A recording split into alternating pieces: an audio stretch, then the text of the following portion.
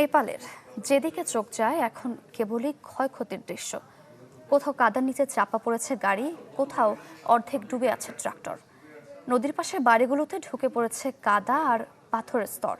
এই দুর্যোগের সবচেয়ে ভয়াবহ পরিস্থিতি তৈরি হয়েছে রাসুয়া জেলায়। এরই মধ্যে চলছে উদ্ধার কাজ। নগদ নিয়ে এলো হার না মানা হার অফার। সর্বনিম্ন 10,000 টাকা রেমিটেন্স নগদে পাঠালে থাকছে স্বর্ণের হার জেতার সুযোগ। শুরুটা ছিল একটি রৌদ্রোজ্জ্বল দিনের। স্বাভাবিকভাবেই শুরু হয় সবকিছু, কিন্তু এরই মধ্যে হঠাৎই ধেয়ে এলো যেন মৃত্যুদূত।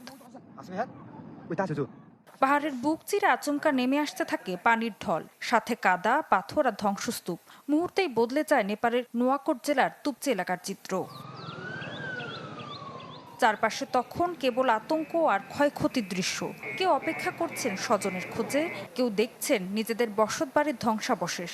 নদীর পাশের বাড়িগুলোতে ঢুকে পড়েছে কাদা আর পাথরের স্তর। কোথাও কাদার নিচে চাপা পড়েছে গাড়ি, কোথাও অর্ধেক ডুবে আছে ট্রাক্টর।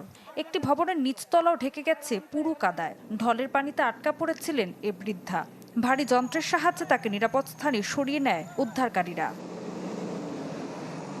দুর্গত এলাকা থেকে উদ্ধার হওয়া মানুষদের চিকিৎসা চলছে বিভিন্ন হাসপাতালে।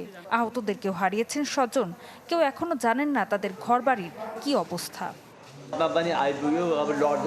আমি বাড়ির ছাদে ছিলাম, কিন্তু বন্যার পানি উপরের তলাতেও উঠে যায়। এরই মধ্যে আমার স্ত্রী কাদা ধসে চাপা পড়ে যান। প্রায় 4 থেকে 5 ঘন্টা পর একটি হেলিকপ্টারের মাধ্যমে আমাকে উদ্ধার করা হয়। এই দুর্যোগের সবচেয়ে ভয়াবহ পরিস্থিতি তৈরি হয়েছে রাসুয়া জেলায়। এই জেলা তিব্বতের কৈলাস ও মানস সরোবরের পথে থাকা একটি গুরুত্বপূর্ণ অঞ্চল। বছরের এই সময় বহু তীর্থযাত্রী ও পর্যটকের যাতায়াত থাকে এখানে। ঋতু সাহা, চ্যানেল 24।